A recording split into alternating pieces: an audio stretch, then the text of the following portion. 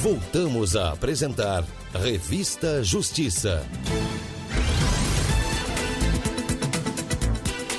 E estamos de volta com Revista Justiça, começando a terceira e última hora, sexta-feira, 12 de janeiro de 2024, agora 10 horas e 2 minutos. Revista Justiça. Debate.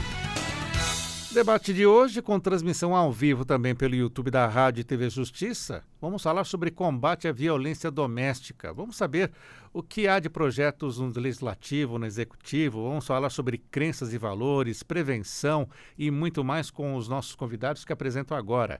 Começa apresentando a advogada criminalista, presidente nacional da Abracrim Mulher, doutora Ana Paula Trento. Seja bem-vinda, bom dia. Bom dia, Sérgio. Bom dia a todos. Também está conosco a advogada e chefe de gabinete da Secretaria Nacional de Justiça, doutora Lázara Carvalho. Bem-vinda, bom dia.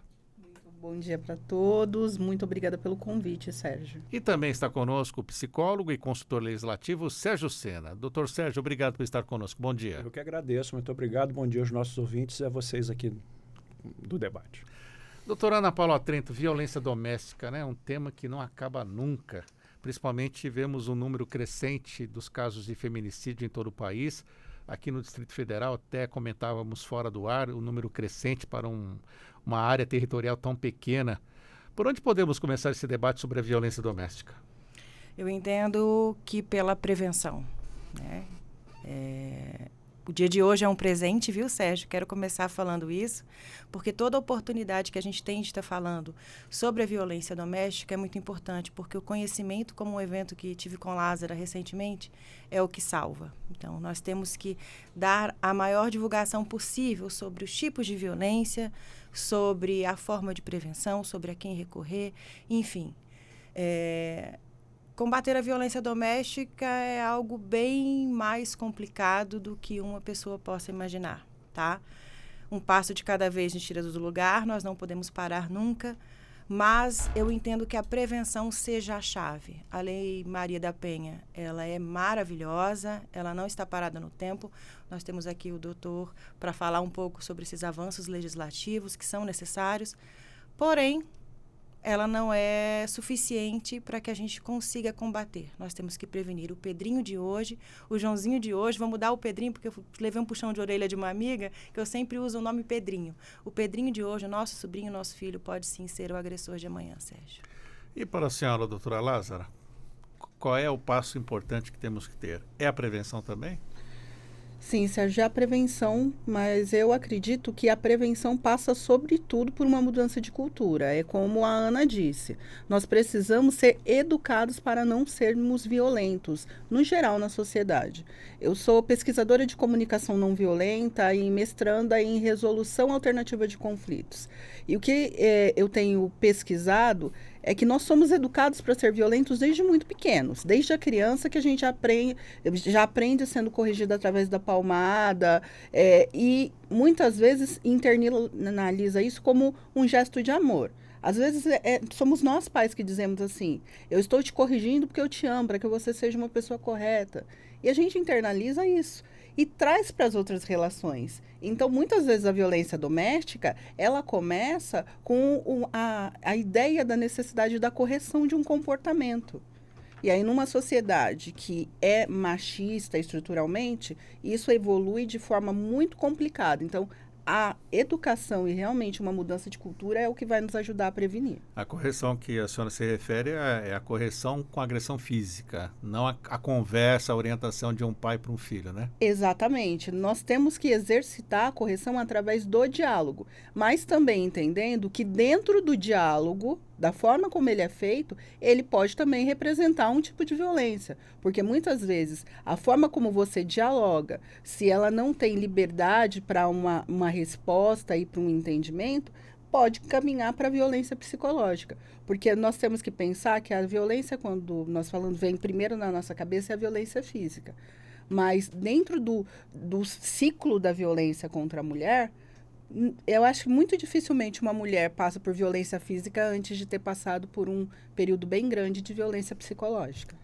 Doutor Sérgio Sena. Bom, o que eu posso acrescentar, né, é concordar com o que já vem sendo dito, né, e dizer que um dos principais frentes não exploradas é justamente a transformação cultural. É justamente você lidar com as crenças e valores. E o que são crenças? São premissas que se entrelaçam com emoções. O motor é a emoção. Então, vamos supor que eu seja uma pessoa considerada violenta, eu tenho a seguinte concepção, que as mulheres são inferiores a mim, como homem. E essa concepção, ou seja, essa premissa, ela se entrelaça com a raiva. Entende? Ou seja, quando você tem essa unidade, que é chamada de várias maneiras, tem várias teorias sobre isso, cada uma chama de uma maneira. Eu procuro simplificar dessa forma. Quando você tem essa unidade, uma premissa, com uma emoção, que é um motor, a raiva é um motor, você então tem todo tipo de possibilidade de violência. Um outro elemento que a gente tem que prestar atenção, eu acho que a gente precisa manter sempre a mente aberta. Por exemplo, quando a gente fala de violência doméstica, ela não é só a mulher que é a vítima. Existe uma unidade familiar com várias configurações. Então, você vai do alfinete ao foguete. Né? Você tem muitas configurações. Então, a gente, quando pensa em violência doméstica, a gente já tem que manter a mente aberta, que nós temos famílias com várias configurações possíveis. Nós temos famílias ampliadas que vivem um contexto de violência. Nós temos territórios desorganizados, fortemente desorganizados, com todo tipo de habitação e de pessoas que utilizam essas habitações. Então, a gente tem que sempre, quando a minha experiência aí vai 30 anos aí só lidando com a realidade da ponta da linha, ela é muito difícil. Por isso que eu acho que a prevenção ela começa justamente nisso. E para encerrar, Sérgio, eu queria falar sobre 3 aspectos interessantes assim, da violência. Né? Nós temos hoje lidado com uma fragmentação do conhecimento em violência. Então a gente fragmenta em 1 milhão de caixinhas. A violência ela é um fenômeno tão complexo que ela não cabe nessas caixinhas. As caixinhas ajudam a gente a pensar. Você vai dar, por exemplo, uma solução jurídica, você precisa da caixinha, porque você tem que punir a pessoa, você tem que dar uma providência, o juiz tem que pensar. Então, a gente pensa nas caixinhas. Você vai, por exemplo, fazer uma abordagem terapêutica, você precisa de um diagnóstico, você precisa ver qual é o problema e você precisa tomar um caminho, você precisa das caixinhas. Mas, para pensar a violência, eu coloco 4, e com isso eu encerro, 4 elementos. O primeiro elemento é que a violência é uma expressão. É uma expressão de desejos, uma expressão de imposição de desejos e decisões. O segundo elemento, que ela cria, ela alimenta uma assimetria forte entre as pessoas. Sem essa assimetria, a violência não ocorre. Porque se você tem iguais, é muito difícil você ter a violência se manter. Ela pode até começar, mas ela não se mantém. O terceiro elemento importantíssimo da violência é que ela diz respeito a algum tipo de regra. Pode ser formal ou informal. Tá? Pode ser um combinado, pode ser qualquer coisa, pode ser um princípio fundamental, então ela tem isso. E o último elemento da violência que a gente deve utilizar para pensar é que existe a possibilidade de algum tipo de dano. Para você caracterizar a violência, não precisa haver o dano, tá? Porque o dano depende de uma porção de coisas. Mas, e aí pode existir violência que não cause dano, tá? Mas a possibilidade do dano é importante. Então, se a gente manter esses 4 elementos em mente, a gente pode criar medidas para cada uma dessas dimensões. Tá? Então, aqui é isso que eu queria colocar para começar a nossa... Doutora Ana Paula Altreto, quer acrescentar alguma coisa ainda nesse ponto? Que eu estou aqui, eles falando e eu imaginando. Ainda hoje, infelizmente, somos criadas, e eu digo também, eu alcanço o homem, somos criados aqui, tá? Dentro de um estereótipo fixo de que a mulher é menos, o homem é mais, de que o homem manda, de que o homem pode ser violento. Ainda somos. E as próximas gerações ainda serão. Nós já estamos conseguindo dar um passo à frente, vários eu até entendo, mas ainda são e ainda serão. E nós estamos trabalhando para uma geração mais próxima possível, mas no futuro. E enquanto a gente não conseguir quebrar isso, como o Sena bem colocou, todos são alcançados. Por quê? Porque alcança principalmente os filhos, né? E que agora que a gente está começando a ter, pelo menos na parte legislativa, um olhar para esse lado que era esquecido. Mas eu não vejo só a questão da mulher, tem a questão do homem. E aí eu vou depois falar um pouco sobre os grupos reflexivos, tá? É importante que a gente consiga quebrar esses estereótipos, não só da questão da mulher, mas do homem também. E eu vou falar lá na frente, o doutor Sena vai concordar comigo, que ele também é afetado com esses estereótipos que existem hoje. A gente pode ver, viu, Sérgio, aí pela Pois não. cidade, os outdoors, numa campanha direcionada para os homens. Tem outdoors na cidade inteira, aqui em Brasília, numa campanha que tem o homem, Aquele de cor aquilo que a amarela. doutora Ana Paula está falando, exatamente, como aqueles amarelos, exatamente. Que o homem como... Eles assumiu uma consciência de crenças machistas, e a gente tem que ter a concepção, eu acho que a gente não enfrenta o machismo com o feminismo, você não enfrenta um ismo com outro ismo, você desconstrói. Você não enfrenta com uma outra crença, você desconstrói. Principalmente, como é que você... Lembra que eu falei que a crença ela é uma unidade de uma premissa e uma emoção? O motor é a emoção. Então, no fundo, a melhor estratégia, ela sempre vai entrar pela emoção, e o machismo impede que os homens se sensibilizem para as emoções. Tá? É por isso que essas estratégias de grupo são tão importantes, porque ali ele vai poder entender as suas emoções. Aquela raiva que ele sente que se transforma na violência, que é o motor da violência. Doutora Lázara, algo a acrescentar também? Ou podemos já falar de um outro ponto que eu gostaria de trazer aqui? Olha, eu vou discordar do Senna agora um pouquinho. Mas ele, um homem Mas a que gente está ali concorda no junto com as final, né? mulheres, ele sabe que sempre que se falar alguma coisa a respeito do feminismo, a gente vai levantar uma certa questão. Eu estou de pleno acordo em relação que a violência, ela é um motor mesmo, motivado pela emoção, emoções que não são bem processadas, até porque nós vivemos numa sociedade em que a gente é ensinado a negar a emoção. E principalmente para os homens, vocês são racionais. Então, é um distanciamento da emoção que acaba sendo também muito prejudicial e muito violento para os homens, porque é algo que a gente precisa reconhecer. Viver nesse modelo que foi criado, em que o homem tem que ser isso e a mulher tem que ser aquilo, também não é um mar de rosa para o homem. O homem não chora, você não sente dor, você não abraça, então, assim, se torna também um ser isolado. E isso também provoca uma dor emocional muito grande e várias outras consequências. Mas, do meu ponto de vista, o machismo ele é uma estrutura, como o racismo é uma estrutura, entende? E que determina o formato da nossa sociedade. O feminismo ele não está no mesmo lugar, porque o feminismo ele não é uma estrutura de poder arraigada. O feminismo é uma ideia política. E, na verdade, o feminismo ele não surgiu pura e simplesmente como uma ideia de combate à violência masculina. Até porque, se nós formos falar de Simone de Beauvoir, a gente vê que, apesar de ser uma grande pensadora feminista, ela tinha ali uma vida cercada de diversas violências que ela também não sabia lidar no seu individual. O feminismo, na verdade, é a busca da luta das mulheres por igualdade de direitos. Enquanto que eu acho que realmente um antônimo do machismo é o feminismo. O feminismo aí Feminismo. sim. O feminismo é o antônimo do machismo. Doutor Sérgio, por favor, a réplica. Não, eu acho que está certo, eu acho que eu concordo com isso. Talvez eu tenha me expressado assim, de uma forma, eu não quero alimentar essa linha aí, sabe? Eu não quero, porque na verdade não é nada disso que é importante. Sim. Não é isso que é importante. O importante é a gente falar sobre a prevenção, sobre isso. E essas piratarias semânticas, eu chamo isso de pirataria semântica, quando a gente começa a dar um monte de nomes, e aí eles têm pequenas diferenças, e aí a gente entra num debate muito extenso. Eu acho que a importância da gente, num ambiente como esse, que está falando para o grande público, para a sociedade, trazer essa diferença, é porque muitas vezes, gente que está ouvindo esse debate, e é que nós todos temos o mesmo ponto de partida, começa a usar a fala do Senna, que é uma fala completamente correta, ética, e no caminho certo, que é um homem que é nosso aliado, para dizer assim, aí pega e distorce, tá vendo ele? Pega só um trechinho. E aí, um cara que é super nosso parceiro, nosso aliado, que a gente tá aqui, aí daqui a pouco tem um monte de gente dizendo um bocado de bobagem, que não é o que ele disse. É o risco, né?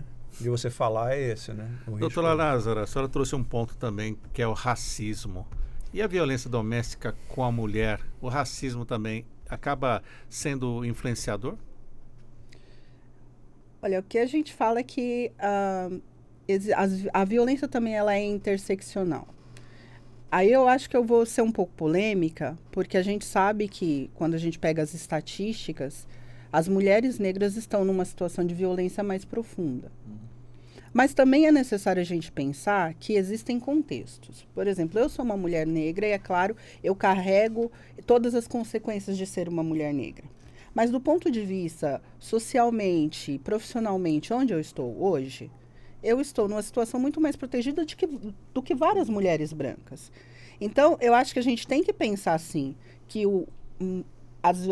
machismo aliado a racismo traz um potencializador de violência e de diversas outras barreiras para as mulheres negras, mas a gente não pode cair no simplismo também de entender que, ponto final, eu sou uma mulher negra, a Ana é uma mulher branca, olha, Ana, eu sofro muito mais do que você.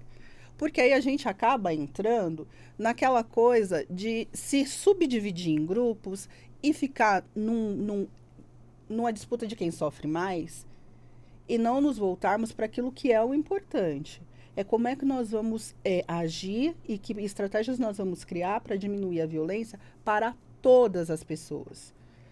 Porque quando você diminui a violência contra a mulher, que é um dos temas aqui, mas não o único tema, você diminui também o alcance que essa violência tem sobre a vida dos filhos, sobre a vida familiar como um todo. Porque todo mundo é afetado num ambiente onde há violência. Como o Sena muito bem disse, existem várias configurações de família. Outra coisa que a gente também não pode esquecer é que não são apenas as mulheres que sofrem violência doméstica. O que acontece é que, para as mulheres, por conta do número de casos, houve a criação de uma lei específica e que não foi fácil a criação dessa lei. Foi necessária uma condenação internacional do Brasil para que a gente tomasse essa posição. Mas também existem homens que sofrem violência doméstica, que sofrem violência patrimonial, que sofrem violência psicológica. Então, a violência em si é um fenômeno muito complexo. Doutor Sérgio. É exatamente isso. E é por isso que a gente tem que manter a mente aberta, né? E aí eu vou dar dois exemplos pessoais, se me permita dar dois exemplos pessoais. Eu devia, lá no final da década de 70, eu devia ter uns 11 anos, mais ou menos. Tem um túnel que liga o bairro do Catumbi ao bairro de Fátima, tá? É o túnel Martim de Sá. E eu estava... No Rio de Janeiro, no Rio de Janeiro, isso, na Rua do Riachuelo. Então ele sai da Rua Frei Caneca e chega na Rua do Riachuelo e tem mais ou menos uns 300 metros. Ele tem uma passagem de pedestre. E eu estava caminhando com meu pai, nessa época, ele devia ter um pouco menos de idade do que eu devia estar na faixa dos 50 anos, nessa época aí. E a gente viu um casal, um homem agredindo uma mulher. Então nós estamos falando de 1978, talvez 77, final de 77, 78, por aí. Eu tinha uns 11 anos. Aí, meu pai, como nunca se omitia, ele era um cara muito forte, lutador e tal, então ele se bom de briga, por sinal. Ele foi lá, vem cá, mas para de bater na mulher. E a mulher virou para ele, eu estou até arrepiado, que só de lembrar isso, ela falou assim, ele é meu marido, ele me bate o quanto ele quiser e quando ele quiser. Eu ouvi isso, com 11 anos de idade. Talvez ali tenha começado o meu interesse por esse assunto. O segundo caso é o seguinte, eu tive a oportunidade de trabalhar num país em guerra e lá eu trabalhei, que estava saindo de um conflito armado de 40 anos. E eu trabalhei com uma equipe multidisciplinar lá da Organização das Nações Unidas e tinha um ícone dos direitos humanos. Eu não vou falar o nome da pessoa, porque ele é conhecido. E eu era vizinho dele. Qual não é a minha surpresa? Que 3 horas da manhã eu recebo uma ligação de uma pessoa nossa, dizendo assim, olha, vai lá na casa do fulano agora, porque a mulher dele está trancada no quarto e ele está querendo agredi-la. Eu saí da minha casa, cheguei lá, falei com ele, fulano, você não pode fazer isso, cara. E a solução foi tirá-lo de casa, então ela estava trancada no quarto, falei para ela, olha, fica tranquila, quando eu tirá-lo de casa, eu vou te avisar. Tirei, levei ele lá para casa, que era do lado, e falei para ele, rapaz, você perdeu a cabeça, estava tudo quebrado dentro de casa. Então, o que eu quero dizer com isso? Que não há um fator protetivo. Nós precisamos o tempo todo estarmos preocupados com a nossa vida. Ou seja, o fato de você ser o papa dos direitos humanos não é um escudo, não cria uma invulnerabilidade. O que eu quero dizer é que o enfrentamento a qualquer tipo de violência, principalmente a violência doméstica, aquela que está no ambiente mais íntimo, ela tem que ser uma preocupação diária. Você tem que estar preocupado com o que você fala, como você responde, como você está pensando, quais são as suas inferências. Tudo isso, quais são as suas emoções. Então, eu queria concluir o meu raciocínio, né, mostrando esses 2 exemplos que eu tenho. Né? No final das contas, essa esposa, voltou para o país dela, né, voltou imediatamente para o país e eles se separaram, esse casal. Mas, ou seja, o fato de você ser um ícone dos direitos humanos não é suficiente. Tá? Ele é uma coisa importante, obviamente, né? A pessoa tem muito conhecimento sobre isso. Nós trabalhávamos, eu não acreditei quando recebi ligação, porque para mim esse cara era o Papa, né? E trabalhamos quase 2 anos juntos, né? Então conhecia muito bem. E eu jamais ia imaginar que ele era capaz de fazer uma coisa. Isso me fez lembrar também um debate sobre violência doméstica. Estava conosco aqui a doutora Luana Davico, delegada. Ela falava sobre a violência religiosa também, de submissão da mulher.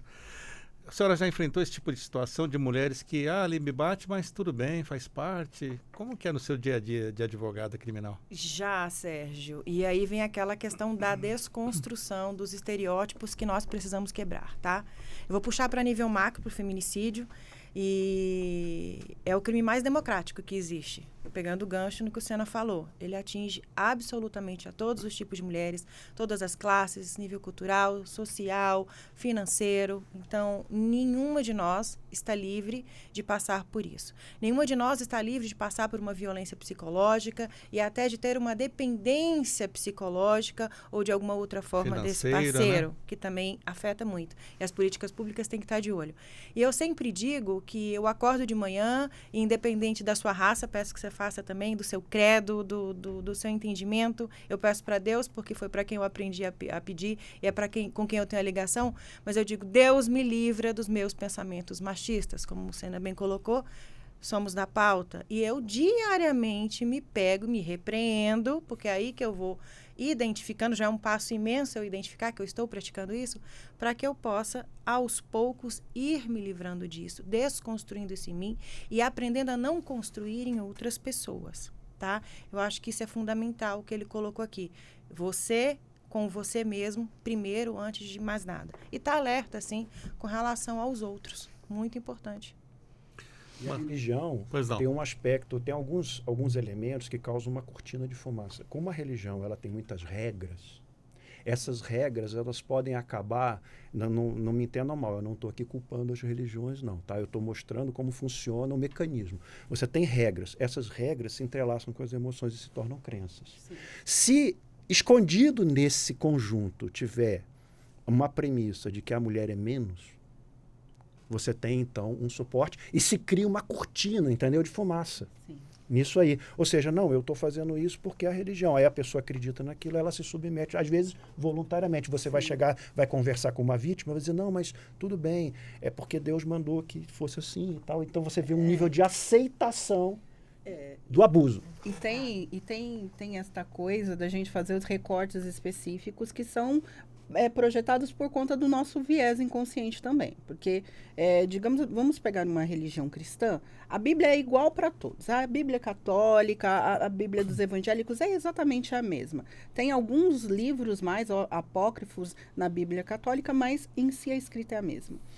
E eu estava com o meu companheiro num casamento evangélico, que nós somos até padrinhos. E quando começou a homilia do casamento, tem aquele bendito versículo, né? Mulheres sede submissas aos seus esposos. E parou aí. E o meu marido já me cutucou e falou assim, né? A segunda parte do versículo ninguém nunca quer ler. E eu ainda cutuco porque ele falava, para, Paulo, pelo amor de Deus. Aí ele falou assim, porque a segunda parte diz, maridos, cuidem das suas esposas e amem a sua esposa assim como Cristo amou a igreja, sendo capaz de dar a vida por ela. Então, você vê que aí você tem esse descolamento também de qual é a responsabilidade daquele marido em relação à mulher. E versículos à frente diz assim, quem é aquele que odeia a própria carne? Então, se você se torna uma só carne, você gostaria de ser agredido, de ser ofendido, de ter seus bens expropriados? Não.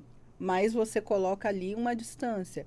E, principalmente, porque existe o componente da fé, e a fé vai muito profundamente nessas emoções e na nossa crença de que a obediência a essas regras é que vai nos possibilitar estar perto do nosso sagrado, que faz com que a gente, às vezes, tenha as pessoas dizendo assim, mas é uma provação, Deus está te provando. Olha, isso é para que você cresça, isso é para que você aprenda a lidar com a situação. E nós temos há pouco tempo o caso de uma cantora gospel muito famosa que foi vítima de feminicídio.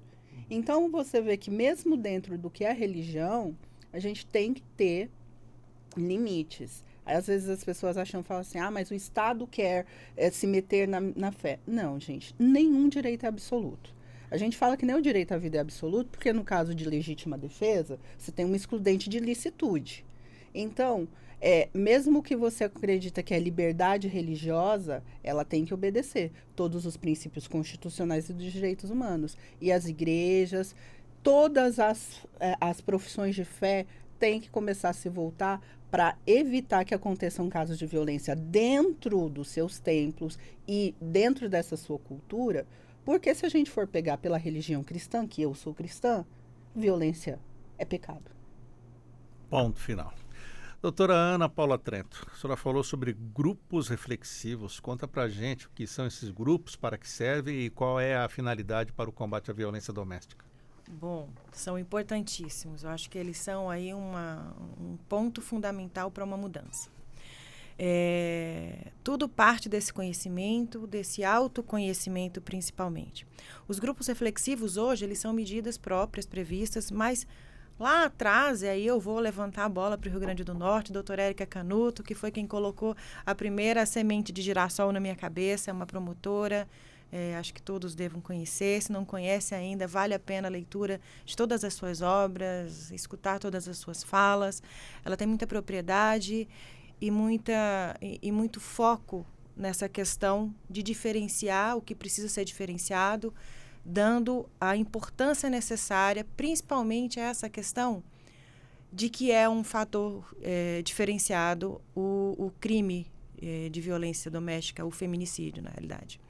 Então, os grupos reflexivos, dando um número, que todo mundo adora número, reincidência de um crime de homicídio, hoje, por exemplo, 55%, a última pesquisa que eu acompanhei. Grupo reflexivo, homens que praticam violência doméstica, reincidência no Rio Grande do Norte, a nível de homem que participou do grupo, 0.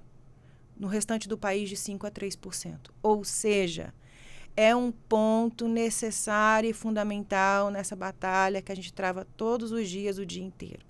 Colocar o homem para entender, primeiro, que ele não é aquele estereótipo que foi criado dele, que primeiro ele é obrigado a suportar tudo, que ele pode bater na mulher, que ele é isso, que ele é aquilo, porque isso pesa para ele também.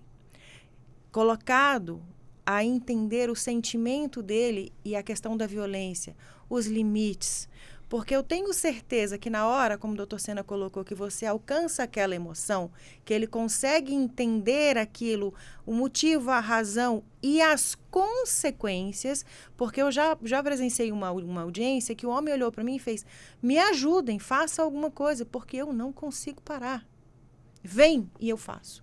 Então, é necessário que este homem seja colocado no banquinho da questão da masculinidade, o que vai fazer com que ele cresça muito também enquanto homem, para que ele entenda esses limites, entenda o que acontece com ele e conheça de fato, aí também tem essa parte legislativa e legal, a aplicação das leis dentro dos grupos, do que ele pode e do que ele não pode fazer.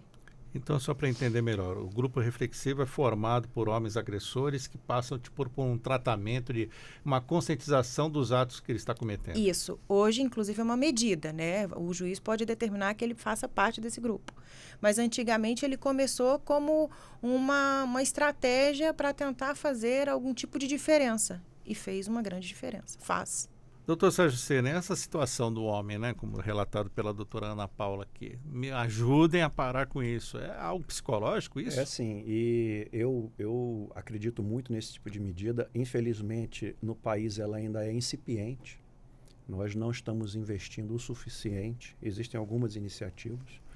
Foi o que eu vi funcionar ao longo aí dos meus... Tenho 43 anos de serviço público, né? Então, ao longo desses 43 anos, foi o que eu vi funcionar. Não é apenas uma medida paliativa, não é apenas uma medida repressiva. Todas as medidas são necessárias, entende? Nós precisamos ver de maneira sistêmica. Você vai ter, inclusive, não adianta a gente achar que todo mundo é bacana, que depois de passar por um grupo ele vai resolver. Vai ter sempre uma parcela que vai continuar reincidindo. A gente tem que trabalhar com os dados assim, reais da realidade, mas a maioria, isso é o que eu pude testemunhar ao longo dos anos, a maioria responde muito bem, a maioria acaba entendendo, não é só uma compreensão cognitiva, como eu falei, é uma desconstrução do sistema de emoções que mantém o comportamento violento. É isso. E existem técnicas para isso, não é o momento agora de ficar explicando isso, mas tem gente competente, ou seja, há técnicas efetivas para se lidar e para se fazer isso acontecer. Né? Infelizmente, o nosso país, só para concluir, né, é um país muito violento, um país onde morrem 30 mil pessoas todo ano de acidentes automobilísticos, onde mais de 30 mil pessoas morrem por armas de fogo, onde 50 mil mulheres são agredidas todos os dias, porque há uma repetição. Então, a mulher que foi agredida hoje vai ser agredida amanhã, por isso que esse número é tão gigantesco. Então, diante de estatísticas dessas, achar que o Brasil, que a cordialidade brasileira, isso é um mito. Nós vivemos num país muito violento e quem lida com a violência sabe disso. Tá? Então, o que eu queria concluir é que essa visão, eu não sei como isso se transformaria numa lei. Porque isso não depende de lei, entende? Ou seja, essas iniciativas de você... primeiro porque não há tratamento obrigatório, é a mesma coisa das drogas, é a mesma coisa, a pessoa tem que aderir àquilo ali, tá? Se não houver uma adesão, aquilo ali não adianta. É a mesma coisa das drogas, do uso de substâncias psicoativas, que o grande problema é o álcool. Esse é o grande problema que nós temos no país, é o álcool, não é? E também está ligado à violência doméstica. E também está intimamente ligado. 16 milhões de usuários patológicos de álcool, patológicos. Sim. 16 milhões. Isso é um número gigantesco, intimamente associado a esse fenômeno. Tá? Então, eu só queria, para concluir, dizer que nós precisávamos sistematizar o conhecimento científico que tem sobre isso. Nós temos pesquisas, assim, às vezes, de opinião, pesquisas do DISC 180 e tal. Isso não é suficiente. E nós temos pesquisas pontuais, um monte delas. Nós precisávamos ter um grande programa de sistematização da pesquisa científica sobre a violência contra a mulher, sobre a violência doméstica, que vai mais do que ela é maior do que a violência contra a mulher. Então, e a partir dessas evidências, montar programas mais efetivos, mais perenes. Isso é outra coisa que está faltando, perenidade. Sim. Foi uma coisa que eu cheguei aqui falando sobre a postagem da nossa participação aqui, Lázara. Um senhor colocou... me garanta que esta pesquisa ela tem validade. Eu sinto falta disso. Eu cheguei como essa proposta, né? Nós precisamos ter um núcleo, e nós já temos vários, mas nós precisamos que essas pesquisas, que elas sejam formadas, articuladas e que elas tenham a publicidade necessária, em massa. Né? E aí eu vejo no governo federal essa necessidade. Porque as pessoas não acreditam que aquilo está acontecendo. Elas vêm matar a mulher aqui, no dia seguinte, ali aqui no DF, nós vimos 34, salvo engano, ano passado. É assustador a quantidade de casos de feminicídio que a gente tem aqui no DF. Nossa. Eu venho de São Paulo, que é uma cidade cosmopolita e extremamente violenta, mas aqui é um número que todo dia... Esses tempos atrás eu estava assistindo, logo que eu cheguei aqui a Brasília, assistindo o noticiário pela manhã, e eu falei assim, mas eles estão repetindo. Aí a minha mãe falou assim, não, é outro caso. E eu vejo que é como a Sena diz, falta muito essa compreensão da violência como um fenômeno mesmo, que tem que ser estudado, olhado com minúcia. Dentro do currículo escolar isso tem que estar, independente de qual é a formação que você está fazendo. Todos nós temos que olhar para a violência como um fenômeno que diz respeito a todos nós. Porque também tem esta coisa, se não estiver acontecendo perto de mim, se é só uma notícia no jornal, eu me distancio, porque a gente tem esse descolamento para conseguir viver, né? Porque também se a gente ficar o tempo todo ali, isso psicologicamente também pra gente se torna destrutivo. Então a gente faz esse descolamento. E aí, muitas vezes, as próprias pessoas que estão envolvidas ali numa situação de violência não conseguem identificar. A gente tem tido casos que é bem como a Ana disse, que a violência alcança qualquer mulher quando a gente fala de violência doméstica. Pessoas com alto grau de instrução, com todas as condições financeiras, fama, tudo. Aí você fala assim, ela tem tudo. E aí você vê que esse tudo não é o suficiente, que em algum momento ela cai em si e fala assim, mas aquilo que está me acontecendo é violência. Então, tem toda essa questão, e olha que são temas já abordados. Aí quando a gente fala, Sena, do homem que precisa ser conscientizado, sensibilizado, e às vezes dentro de uma medida que ele recebe dentro da Lei Maria da Penha, ele vai lá como se aquilo fosse uma punição também para ele. Então, começa aí, você já tem que desconstruir a ideia de que aquilo é punitivo para ele. Ele é protetivo para a mulher. E Né? também para ele. E para ele. E para ele também. Porque eu tive a oportunidade de acompanhar alguns grupos desse, até por conta da pesquisa relativa à CNV, e ver que tem homens que vieram, assim, em algumas sessões, fechados. Você vê até a postura. Veio preparado para não ser, ele não quer ser modificado. E aí, ao longo do tempo, você vê aquele homem ouvindo e chorando. E aí tem muita gente que vai dizer assim, lágrima de crocodilo, bateu, fez, aconteceu, e agora quer dar uma de bonzinho. Porque também tem isso, as pessoas querem que as pessoas mudem, mas quando as pessoas começam a mudar, a gente não quer que ela mude, porque a gente é aquela tem que sofrer até o último dia de vida. Então você vê como é um sistema de violência que até quando a pessoa se predispõe a mudar, ela também é violentada. Então, precisa mesmo de conhecimento científico, pesquisa, uma estrutura e uma divulgação para que a gente entenda que, antes de ser o bem para o outro, deixar de ser violento é bom para a gente. Com certeza. E aí, Sérgio, só complementando, existem, o que a gente tem que criar são vários caminhos. Nunca vai ter uma bala de prata que mata o vampiro e acabou, entendeu? Não vai ter o lobisomem, né? Não tem isso. O que você tem que criar é o seguinte, não deu certo esse caminho, ele vai entrar num outro caminho e assim por diante. Isso tem uma ciência para se fazer. É a mesma coisa muito semelhante com o usuário de substância psicoativa. Não tem uma bala de prata. Você tem que criar múltiplos caminhos. E a pessoa vai encontrar um caminho que funciona para ela. A violência é a mesma coisa. Não vai ter uma única terapia, não vai ter uma única método que vai resolver. O que você tem que fazer é verificar o progresso e redirecionar aquela pessoa que não está apresentando o progresso esperado. É isso. Para você que ligou ao rádio agora, estamos falando sobre o combate à violência doméstica. Estamos aqui com as nossas convidadas e o nosso convidado, o Dr. Sérgio Sena, que é psicólogo, e as advogadas Ana Paula Trento e também a doutora Lázara Carvalho. Doutora Ana Paula, e o Legislativo vem se movimentando para fazer também a sua parte nesse combate à violência? Bastante. Eu tenho visto, inclusive, o Sena vai falar até de uma proposição que ele fez parte, aí colocou o dedinho dele, está com a digital lá. Muito importante, Sena. Obrigada, né? Nós temos que agradecer todas essas propostas que vêm. Como eu coloquei, a Lei Maria da Penha, ela é muito boa, mas ela não pode ficar parada no tempo. Nós temos que ir construindo esses caminhos. Vamos achando por onde é que a gente vai passar, que vai alcançar o objetivo. E dentro disso, puxando o gancho na fala anterior da Lázara, a questão também da mulher não se identificar a mulher de malandro. Por que ela não deixa? É mulher de malandro. Então, existe um projeto de lei 1713, tá, que a Abracrim Mulher teve a alegria de, ladeada aí de profissionais de todas as áreas, não apenas advogadas, tivemos psicólogas, médicas, enfim, donas de casa para participar dessa minuta, da elaboração dessa minuta. E ele trata exatamente disso, Lázara, do entendimento da mulher na situação de violência. Ele trata de vários aspectos, mas o importante é esse.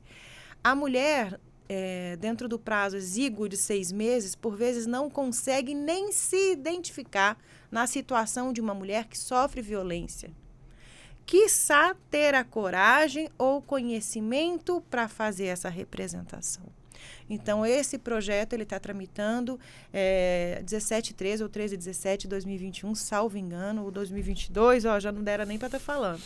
Mas é 1713, passou no Senado, já foi aprovado numa comissão na Câmara, segue aí. E o que é importante nele?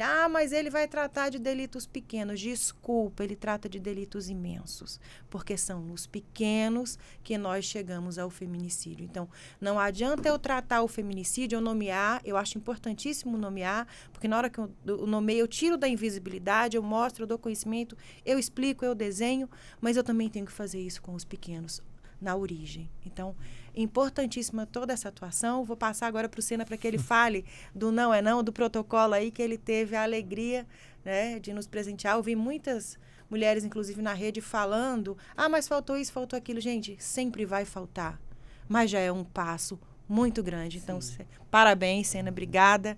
Sérgio, fazer as vezes aqui. Por favor, fale para a gente agora dessa inovação maravilhosa. Eu vou até falar do artigo 10º-A da Lei Maria da Penha, que eu tenho muito orgulho, assim, é um orgulho santo, sabe? De trabalhar, de ser um homem que trabalha em prol desse tipo de tema, em prol da afirmação das mulheres, em prol da desconstrução dessas desigualdades tão profundas. Confesso a vocês que não é fácil, porque às vezes a gente é homem e trabalha com as mulheres. Você é branco, trabalha com os negros. Você é heterossexual, trabalha com todo tipo do arco-íris. Todas as cores possíveis. E nem sempre as pessoas aceitam quando você está fora do grupo, quando você é de fora, entende? Então essa foi uma dificuldade que eu encontrei. Existe um termo, né, que fala dessa... E que eu encontrei ao longo porque eu trabalho com violência. Então, e esses grupos todos sofrem violência, violências profundas. Então, às vezes é difícil. Nós tínhamos uma dificuldade na Lei Maria da Penha, que é o seguinte, precisava se criar delegacias. E essas delegacias precisavam funcionar, só que uma lei federal não pode fazer isso. Por quê? Porque a delegacia é estadual. Então, qual foi a solução? Cria-se o direito. Você cria o direito da mulher a ser atendida. E aí, então, alguém vai ter que criar essa estrutura, alguém vai ter que fazer, alguém que tem o dinheiro vai ter que fazer aquilo acontecer. Então, isso é uma questão que surgiu em 2003, só para vocês terem uma noção. Pela primeira vez surgiu em 2003 e acabou dando origem, né? As pessoas às vezes não sabem a origem das coisas, né? Então, por isso que foi parar na Lei Maria da Penha, anos depois, né? Obviamente, foi parar anos depois na Lei Maria da Penha, né? No artigo 10º-A. Sobre o Não é Não, existe já é a questão da violência contra a mulher em ambientes públicos, em ambientes de diversão. Eu participei de todo o processo aí de construção dessa proposta que foi aprovada, né, como consultor legislativo, e foi muito interessante ver o debate, ver o que as pessoas pensam e ver o que se conseguiu avançar e o que não se conseguiu avançar. A ideia era meio que copiar o modelo europeu, que é um modelo que eu entendo, salvo o melhor juízo, como reativo. Você tem um problema e a partir daquele problema, então... Um protocolo. Você tem um protocolo a seguir. Quando nós fizemos as reuniões, você falou, nós temos que trazer isso para a prevenção. E como é que você previne? Você, primeiro, acredita na palavra da mulher. Vou simplificar as ideias básicas do projeto. Você acredita na palavra dela. É ela que vai dizer se ela está sendo incomodada ou não. Você cria uma figura do incômodo. Sim. Eu estou sendo incomodado. Quem é que sabe isso? A pessoa que está sendo incomodada. Porque quem está incomodando vai dizer que não está. Certo? Então, é subjetivo mesmo, é a mulher. E aí, a partir daí, você cria uma série de medidas. Eu vou só destacar uma que eu achei assim que eu sempre vi acontecer, mas eu nunca vi uma lei, não existe uma lei para aquilo. Hoje, nós podemos retirar essa pessoa do local. Não havia uma lei para isso. Hoje tem. Então, aquele dono do bar, aquele dono do estabelecimento que a partir do momento que a mulher diz, olha, você está me incomodando, e ele é advertido e não para, ele pode ser colocado para fora. Esse dono não tem... O caso Daniel Alves trouxe muito isso a Flora, né? O protocolo espanhol. Foi a partir daí. Então, eu diria que a nossa lei hoje, essa lei que foi aprovada, ela tem uma característica muito mais preventiva. Por quê? Primeiro, a diversão não para. Porque você pode retirar a pessoa logo no início, lá, quando a mulher se sente, quando ela avisa a segurança, ou quando outra pessoa avisa. Veja bem, não precisa nem ser ela. Isso é o que eu achei, assim, que me saltou aos olhos. Porque muitas vezes a pessoa que está ali naquela situação, ela está tão acuada, e tem situações que acontecem com as mulheres, gente, e que você fala, não é possível que isto está me acontecendo. Não, eu estou aqui em lugar público, não está me acontecendo. Como a gente viu há uns anos atrás, o cara que ejaculou dentro do ônibus, o coletivo no ombro da mulher. É difícil você pensar numa realidade que isso aconteça. Mas muitas vezes aquela pessoa que está ali com até uma dificuldade de sinalizar, porque você também não sabe o que pode acontecer, mas as outras pessoas podem sinalizar. E isso é importantíssimo. E essa questão da subjetividade. Aí você vê como que é bom quando a gente tem alguém que é da psicologia e não só do direito, né? Tem que ser multidisciplinar, senão sai torto. Essa questão da subjetividade. Porque a mim me incomoda, mas a pessoa acha que não. E aí fica essa disputa. E também essa questão de que os donos dos locais, dos bares ou qualquer... também passam a ter uma responsabilidade. Porque antes acontecia muito isso. A pessoa dizia assim, chama a polícia. Assim, se eximia. E eu tenho certeza que a gente vai ver uma diminuição de casos a partir dessa lei. Eu vi como muito positiva. Claro que sempre vai ter uma pessoa que vai querer que... Ai, faltou isso, faltou aquilo. Gente, é um processo de evolução. E como você bem disse, a gente está construindo caminhos. Não está pavimentado. Mas... a gente tem que também celebrar, olha, estamos caminhando. E tem um aspecto interessante, imenso. que é o seguinte, as coisas se conectam. Então, por exemplo, essa mulher que está na noite, que está se divertindo, que está saindo para se divertir, ela começa a ter também mais consciência dos direitos, do que é abuso e do que não é. Então, no fundo, quando ela tem consciência disso num ambiente de diversão, essa consciência se transfere para o ambiente doméstico, entende? Então, eu espero que no futuro próximo a gente veja essa conexão de uma forma mais clara, em termos comportamentais. Ou seja, aquela mulher ela vai dizer assim, não, peraí, isso aqui é abuso. Aí ela vai dizer para o marido, para o companheiro, e não é só marido e companheiro, tem pai, tem irmão. O abuso doméstico, ele tem são vários atores, não é? A gente pensa assim que é só o marido e mulher, né? Não. Tem uma multiplicidade de pessoas dentro de casa. Então, ela vai dizer, não, peraí, isso aí é abuso. E aí as coisas se conectam. Por isso que eu acho que é importante a gente falar. Obrigado pela oportunidade de ter explicado um pouquinho desse trabalho. Doutora Lázara, e a Secretaria Nacional de Justiça, como acompanha também a violência? Olha, a Secretaria Nacional de Justiça, ela é, na verdade, uma secretaria porta para conversa com todas as instituições. Então, copiando aqui o dito do Sena, que eu achei perfeito, é do alfinete ao foguete também. Passando pelos microcirurgias. Sim, a gente trata de temas assim, desde a violência contra jornalistas e comunicadores, a acolhimento dos repatriados. Então, tem de tudo. E nós temos acompanhado aí projetos que estão acontecendo dentro do governo federal. Existem grupos que estão trabalhando especificamente com a questão do mapeamento da violência. E não só da violência doméstica. Aliás, eu participei de uma reunião no MRE muito interessante falando da violência contra as mulheres nos ambientes mesmo em que elas trabalham como funcionárias públicas, falando da violência contra as mulheres, da violência de gênero dentro do exército, dentro das forças de polícia. Então, tem um projeto muito interessante que está sendo capitaneado pelo Ministério das Mulheres, que está fazendo rede com todos os outros ministérios para dentro da expertise de cada ministério trazer apontamentos e estas estatísticas confiáveis. E a Secretaria está participando disso. Mais especificamente quando nós falamos sobre mulheres migrantes, porque a migração tem se tornado cada vez mais feminina. E essas mulheres que estão em situação de migração, elas sofrem diversas violências, inclusive violência doméstica, violência ali no âmbito familiar, como bem disse o Sena, que não é só o companheiro, é o pai, é o irmão, principalmente porque vem de outras culturas, que tem um outro relacionamento com a questão de como as mulheres vão se comportar. Então, a Secretaria tem trabalhado muito dentro desse aspecto da proteção dessas mulheres migrantes aqui no país, para que a gente consiga trazer esse entendimento que se na tua cultura funcionava assim, aqui no Brasil nós temos uma outra cultura e um outro sistema de proteção à mulher. Então, está acontecendo, olha, eu te digo com muita alegria, né, que o trabalho está sendo muito bem feito.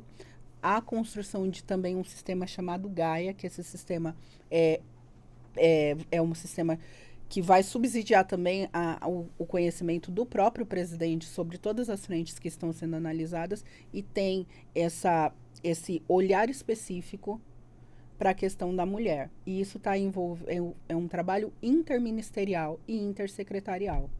Então, é um trabalho difícil, Sena sabe como é, porque são muitas conversas, muitas reuniões, muitos debates, mas é um trabalho que está sendo construído com bases sólidas. E eu vejo que em pouco tempo nós vamos ter aí resultados dessa pesquisa e desse tratamento que está sendo dado aos dados para que eles redundem em políticas públicas que sejam realmente efetivas. Doutora Ana Paula, pois não, quer falar alguma coisa, doutor Sérgio? Não, né? Vou aproveitar que a sua postagem no Instagram sobre essa entrevista de hoje, que a senhora traz aqui. No Brasil, estima-se que 5 mulheres são espancadas a cada 2 minutos. O parceiro, o marido, o namorado ou ex é o responsável por mais de 80% dos casos reportados, segundo pesquisa Mulheres Brasileiras nos Espaços Públicos e Privado. Temos aqui uma questão que é falta de reconhecimento que a mulher está passando por essa violência. O que a senhora traz para o nosso ouvinte? É o que eu coloquei no começo. A mulher ela não se identifica na maioria das vezes. E voltamos de novo para a grande pauta. Prevenção por conhecimento. Né? Eu só consigo prevenir se eu conhecer. Eu só consigo desconstruir se eu souber o que eu estou desconstruindo. Então, tudo vai ficar em torno desse conhecimento, de publicizar esse conhecimento, essas estatísticas, essas pesquisas. E tem um outro ponto também, a questão da preparação daquela pessoa que está ali. E aí eu acho que são 2 os pontos que aqui no DF estão para 2024, e um deles me chamou a atenção, que é exatamente o preparo deste policial que vai estar fazendo esse atendimento, que deveria receber o nome de acolhimento, né? Não deveria ser atendimento, é acolhimento, já para a pessoa entender o que ela está fazendo. Ela está acolhendo alguém que está numa situação de violência, que por vezes não queria estar ali, tem medo de estar ali, então tem que ter essa atitude diferenciada para esses profissionais que atuam dentro disso. E aí vem a questão também da legislação e da alteração dela, inclusive no que o Sena colocou aqui, existia uma parte que eu nem sei se passou, Sena, que existiria a obrigação do privado fazer a preparação. Vai envolver custos, isso e aquilo. Gente, estamos preparando a polícia lá dentro, principalmente a militar, tem já um braço que é para esse tipo de curso. Vamos colocar eles para treinarem esses particulares, cobrando taxa, não sei qual seria o valor adequado, enfim, ele já tem isso. Mas primeiro, aí vou parabenizar o GDF aqui, nós temos que treinar e capacitar esses profissionais. E agora temos uma comandante mulher na PMDF. Maravilhosa, estou ansiosíssima para conhecê-la. Sou fã já, desde antes. Doutor Sérgio Sena, infelizmente o nosso tempo está acabando. Vou começar agora as considerações finais. Doutor Sérgio Sena, psicólogo, consultor legislativo, obrigado por estar conosco aqui na Rádio Justiça. E qual a sua consideração final sobre esse assunto que infelizmente não vai se esgotar? Eu agradeço muito a oportunidade, foi muito agradável estar aqui conversando sobre esse assunto. O que eu queria terminar era me dirigindo agora aos nossos ouvintes do sexo masculino.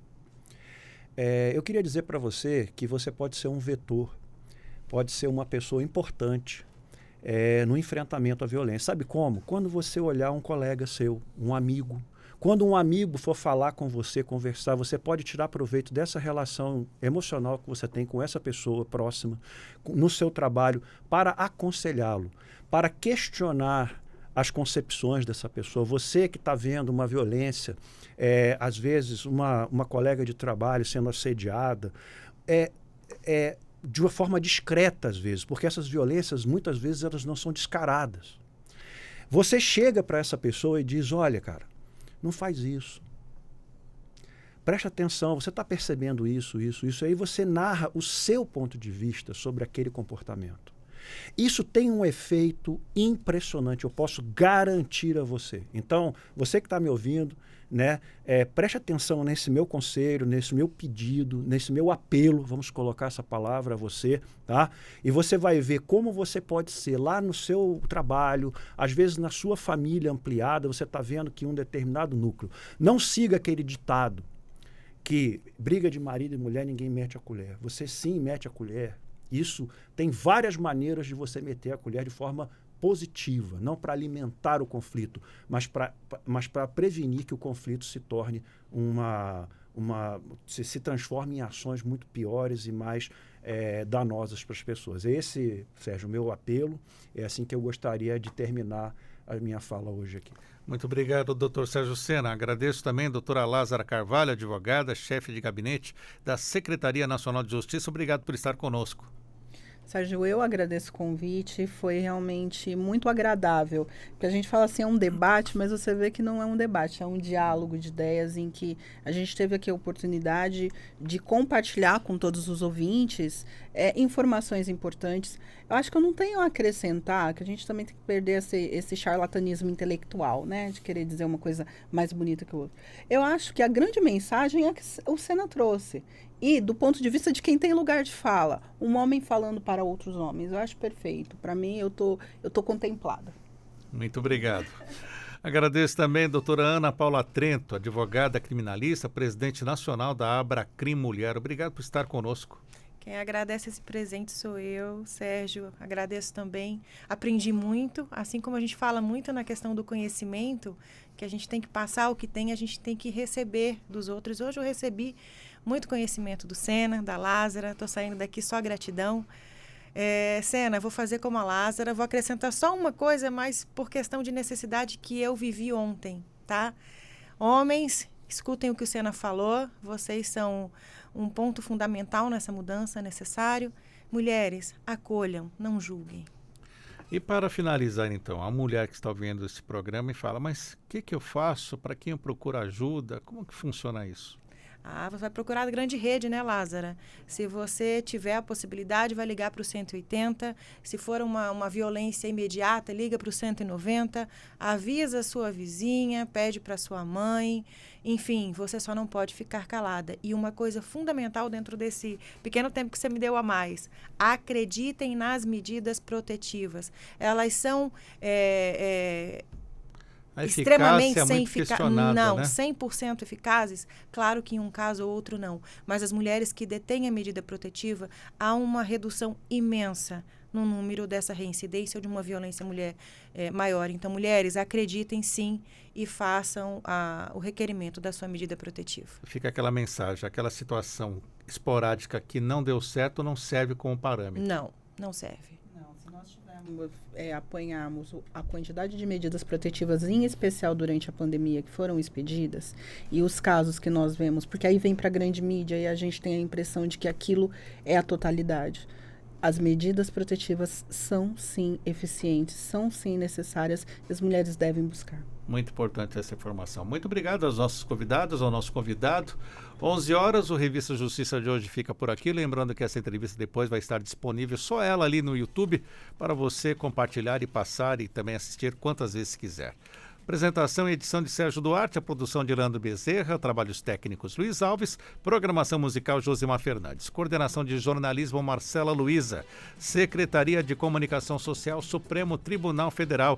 Está chegando aí Capital do Rock com Felipe Seabra, e lembrando também que tivemos a participação dos trabalhos técnicos de Roberto Glória. Um excelente dia, bom fim de semana e até segunda.